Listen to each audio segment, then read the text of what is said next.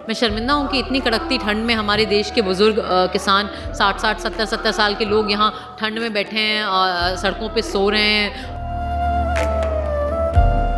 मेरे जैसे लोगों का भी, जो कि शहरी लोग हैं, लेकिन हमारा किसानी से नाता है क्योंकि हमारा रोटी से नाता है। तो हम कैसे मुँह मोड़ सकते हैं जो हमारे देश में इतना बड़ा आंदोलन चल रहा है। मुझे लगता है कि ये कैसा देश है, यहाँ 27 लोगों की मौत हो गई है इस आंदोलन में। कल एक बाबा राम सिंह जी ने आत्महत्या कर ली। क्या ज़रूरी था ये? क्या 2020 में इतने विकसित डिजिटल इंडिया के दौर में ये ज़रूरी है कि बूढ़े लोग जो हमारा खाना उगाते हैं वो अपनी जानें दे रहे हैं? अपने आप को दिक्कत देके वो अपना विरोध दर्ज कर रहे हैं। इससे ज़्यादा नेक और क्या विरोध प्रदर्शन हो सकता है? और ऐसे विरोध प्रदर्शन पे सरकार को ज़रूरी लग रहा है कि वो वाटर कैनन बिछा रही है और उनके पानी के कनेक्शन काट रही है, आंसू गैस फेंक रही है। मेन स्ट्रीम मीडिया जो है वो बिल्कुल बिकी हुई मीडिया है। वो मीडिया भी नहीं बची, वो भोंपू है और उनकी बात को अब कोई सीरियसली नहीं लेता। इस देश की आबादी समझ गई है, जनता समझ गई है, किसान समझ गए हैं। अच्छे दिन आने वाले थे। अच्छे दिन ना आए, पुराने दिन ही वापस आ जाएं, वही ठीक है। आखिर ਦਿੱਲੀ ਧਰਨੇ 'ਚ ਦੇਸ਼ ਦੀ ਬੱਬਰ ਸ਼ੇਰਨੀ ਪਹੁੰਚ ਚੁੱਕੀ ਹੈ। ਸਵਰਾ ਭਾਸਕਰ ਸਾਡੇ ਨਾਲ ਨੇ। ਸਵਰਾ ਜੀ ਸਤਿ ਸ਼੍ਰੀ ਅਕਾਲ। ਕੀ ਕੁਝ ਤੁਸੀਂ ਇੱਥੇ ਪਹੁੰਚੇ ਹੋ, ਭਾਸ਼ਣ ਵੀ ਸੁਣੇ, ਕੀ ਰੀਡ ਕੀਤਾ ਹੈ ਤੁਸੀਂ ਹੁਣ तक? नहीं देखिए, मैं यहाँ पे बिल्कुल भाषण सुनने के लिए आई थी। मैं यहाँ सीखने के लिए आई थी, समझने के लिए आई थी कि हमारे देश में क्या हो रहा है आखिर। और मैं बहुत शर्मिंदा हूँ। मैं शर्मिंदा हूँ कि इतनी कड़कती ठंड में हमारे देश के बुज़ुर्ग किसान 60-60, 70-70 साल के लोग यहाँ ठंड में बैठे हैं, सड़कों पे सो रहे हैं, सड़कों पे बाथरूम की व्यवस्था ढूंढ रहे हैं। ये किसी भी देश और समाज के लिए जहाँ पे 60% आबादी जो है उसका किसानी से डायरेक्ट या इनडायरेक्ट नाता है, बाकी लोगों का, मेरे जैसे लोगों का भी, जो कि शहरी लोग हैं, लेकिन हमारा किसानी से नाता है क्योंकि हमारा रोटी से नाता है। तो हम कैसे मुंह मोड़ सकते हैं जो हमारे देश में इतना बड़ा आंदोलन चल रहा है। तो मैं ये देखने आई थी, सुनने आई थी और मैं बहुत छोटा महसूस कर रही हूँ। हमारे जो किसान माताएं और बाबा हैं, उनके दृढ़ निश्चय को देखकर, उनके आत्मसम्मान को देखकर, उनके जज्बे को देखकर, उनके जुनून को देखकर और ਤੁਹਾਡੀ ਅੱਖਾਂ 'ਚ ਭਾਵੁਕਤਾ ਨਜ਼ਰ ਆ ਰਹੀ ਹੈ ਸਾਰਾ। नहीं, क्योंकि मुझे लगता है कि ये कैसा देश है, यहाँ 27 लोगों की मौत हो गई है इस आंदोलन में। कल एक बाबा राम सिंह जी ने आत्महत्या कर ली। क्या ज़रूरी था ये? कि अब 2020 में इतने विकसित डिजिटल इंडिया के दौर में ये ज़रूरी है कि बूढ़े लोग जो हमारा खाना उगाते हैं वो अपनी जानें दे रहे हैं। ਤੁਹਾਡੇ ਚਿਹਰੇ ਤੇ ਇੱਕ ਚਿੰਤਾ ਦਿਖ ਰਹੀ है।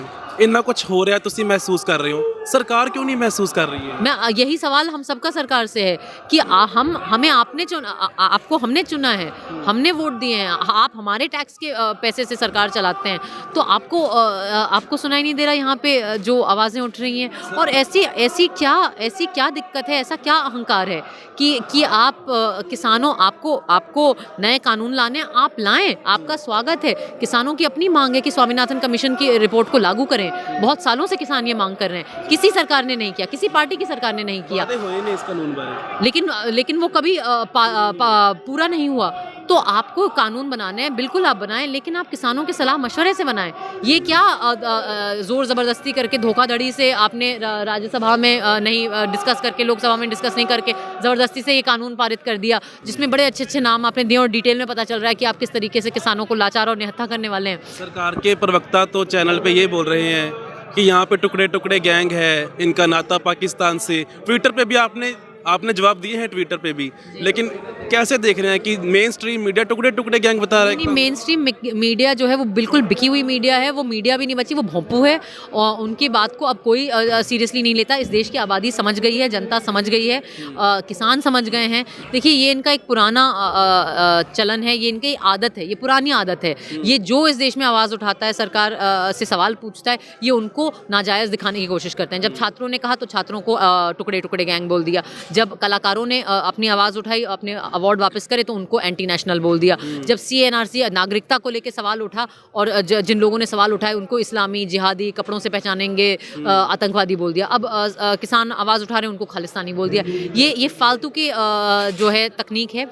और मैं ये भी बोलना चाहती हूँ कि कोई इस देश की आबादी अब इससे अब समझ गई है ये इस गेम को, और कोई इन चैनलों को अभी वो फेक TRP, ये तो इन मीडिया का हाल है कि आपको पैसे दे दे के अपनी TRP आप बढ़ा रहे हैं।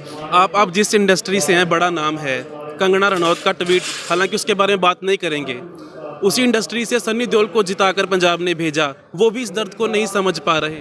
मैं बस यही कहूँगी कि देखिए, किसी इंडिविजुअल की बात नहीं करूँगी, लेकिन मैं इस देश के मतदाताओं को बोलूँगी कि अपने नेता ध्यान से पहचानें, और किसको हम अपना वोट देते हैं और किस पे हम अपना भरोसा रखते हैं।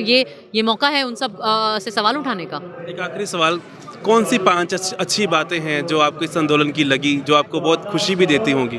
देखिए, सबसे पहले तो मुझे सबसे अच्छी बात इस आंदोलन की ये लगी कि बिल्कुल जिस तरीके से गांधी जी का सत्याग्रह था, जिस तरीके से हमारे देश जिस तरीके से हमारे देश को शांतिपूर्ण विरोध के ज़रिए से आज़ादी मिली, भगत सिंह जी का जो संदेश था किसानों को लेकर और बराबरी को लेकर, आज़ादी को लेकर, ये आंदोलन उसी तरीके से अहिंसा का रास्ता अपनाया है, सत्याग्रह का रास्ता अपनाया है। अपने आप, ये गांधी जी का मैसेज था, अपने आप को दिक्कत देके वो अपना विरोध दर्ज कर रहे हैं। इससे ज़्यादा नेक और क्या विरोध प्रदर्शन हो सकता है? और ऐसे विरोध प्रदर्शन पे सरकार को ज़रूरी लग रहा है कि वो वाटर कैनन बिछा रही है और उनके पानी के कनेक्शन काट रही है, आंसू गैस फेंक रही है। तो ये दुख की बात है। अहिंसा और सत्याग्रह का रास्ता जो किसानों ने अपनाया है वो बहुत अच्छी बात है। उनकी खुददारी, उनका आत्मसम्मान की उससे सीखने की ज़रूरत है। खुद अपना खाना लाके बना रहे हैं, ये असली आत्मनिर्भरता है। ये जज्बा, ये जुनून, ये सीखने की ज़रूरत है हमें कि बिल्कुल इतनी दिक्कत में, इतनी ठंड में वो हिल नहीं रहे हैं यहाँ से। उनकी समझ कानून को लेकर आप बात करें यहाँ पे किसी भी किसान से, वो आपको बताएंगे कि उनकी क्या दिक्कत है, उनकी जो समझ है। और फाइनली मुझे लगता है कि किसान ने असली तरीके से दिखा दिया कि डिजिटल इंडिया क्या है, जिस तरीके से बिल्कुल ट्रैक्टर टू ट्विटर। तो ये 5 चीज़ें हैं जो बहुत मुझे इंप्रेसिव लगी। आखिरी सवाल, शाहीन बाग का मोर्चा भी लगा 370 धारा पे, ये सारे लोगों ने अपना गुस्सा जाहिर किया, लेकिन वो डीरेल कर दिए गए। आज ये बड़ा संघर्ष है, बोल रहे हैं कि आज़ादी के बाद सबसे बड़ा आंदोलन है ये। आपको लगता है कि ये कामयाबी की तरफ जाएगा? मेरी पूरी उम्मीद है कि किसानों की जो मेहनत है, किसानों की जो दिक्कत है, किसान जो एक तरीके से बलिदान दे रहे हैं, और वो रंग लाएगी। मेरी दुआ है मेरी। अच्छे दिन आने वाले थे। अच्छे दिन ना आए, पुराने दिन ही वापस आ जाएं, वही ठीक है। बहुत बहुत ਧੰਨਵਾਦ ਤੁਸੀਂ। Thank you. ਸਵਰਾ ਭਾਸਕਰ ਵੱਖ-ਵੱਖ ਮਸਲਿਆਂ ਬਾਰੇ ਤਿੱਖੀਆਂ ਟਿੱਪਣੀਆਂ ਕੀਤੀਆਂ ਨੇ, ਸਾਫ਼ ਕੀਤਾ ਹੈ ਕਿ ਸਰਕਾਰ ਕਿਸਾਨਾਂ ਦੀ ਸੁਣੇ, ਨਾਲ ਦੀ ਨਾਲ ਉਹਨਾਂ ਨੇ ਸੰਘਰਸ਼ ਦੀ ਜਿਹੜੀਆਂ ਚੰਗੀਆਂ ਗੱਲਾਂ ਉਹ ਵੀ ਗਿਣਾਈਆਂ। ਕਹਿੰਦੇ ਵੀ ਉਹਨਾਂ ਨੂੰ ਉਮੀਦ ਹੈ ਕਿ ਜਿੱਤ ਕਿਸਾਨਾਂ ਦੀ ਹੋਏਗੀ। ਆਪਣੇ ਸਹਿਯੋਗੀ ਸਿਮਰਨਜੀਤ ਦੇ ਨਾਲ ਕਰਨ ਸ਼ਰਮਾ, ਅੱਖਰ ਦੇ ਲਈ।